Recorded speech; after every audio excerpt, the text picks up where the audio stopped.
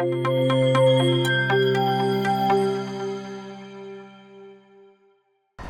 Team ने यहाँ पे 7 डिफरेंट ग्रुप्स या 7 डिफरेंट कैटेगरीज यहाँ पे डिफ़ाइन की हैं कि ये 7 different types of the mistakes हैं या फार्मास्यूटिकल एरर हैं या मेडिकल मिस्टेक्स हैं जो हम यूजुअली देखते हैं क्लिनिकल प्रैक्टिस में या हेल्थ केयर फैसिलिटीज़ में। जो फर्स्ट है वो किसी की पर्सनल हो सकती है। जो पर्सन है उसका बहरहाल अपना एक वजूद है, अपनी लाइकनेस और डिसलाइकनेस है। अगर वो पर्सनल लेवल पे कोई ऐसी गलती करता है तो वो उसको उसकी ज़ात और उसकी शख्सियत तक ही महदूद होना चाहिए। तो उसकी बुनियाद पे जो फाइनल गलती होती है बहरहाल वो उसका जो विक्टिम होता है वो पेशेंट या उसकी फैमिली होती है।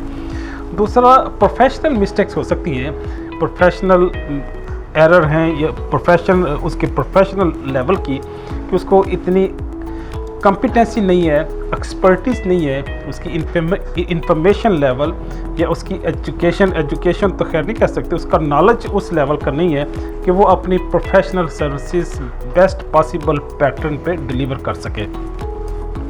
जो तीसरा है वो एडमिनिस्ट्रेशन लेवल का हो सकता है कि जिस इंस्टीट्यूशन में, जिस क्लिनिकल सेटिंग में, जिस हॉस्पिटल के अंदर वो अपनी सर्विसेज दे रहा है या प्रैक्टिस कर रहा है, उस हॉस्पिटल के अंदर शायद उस लेवल की, उस स्टैंडर्ड के इक्विपमेंट्स, फैसिलिटी और इन्वायरमेंट नहीं है कि जिससे वो अपनी बेहतरीन प्रोफेशनल सर्विसेज डिलीवर कर सके।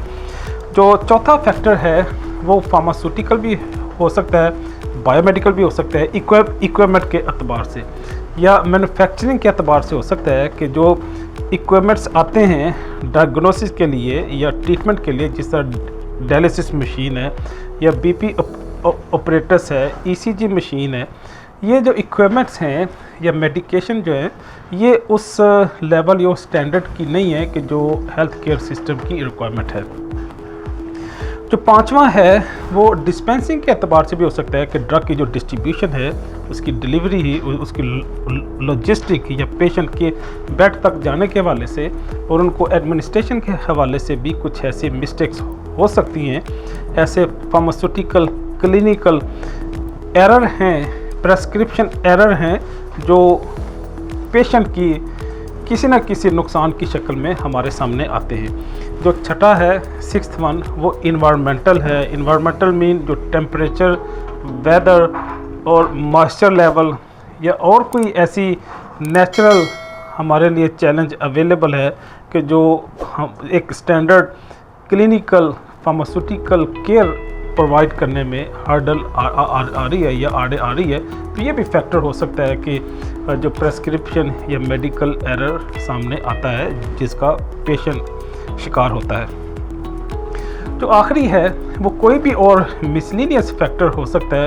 वो पेशेंट की तरफ से भी हो सकता है, वो सोसाइटी की तरफ से भी हो सकता है, वो गवर्नमेंट और सरकारी सतह पे भी हो सकता है।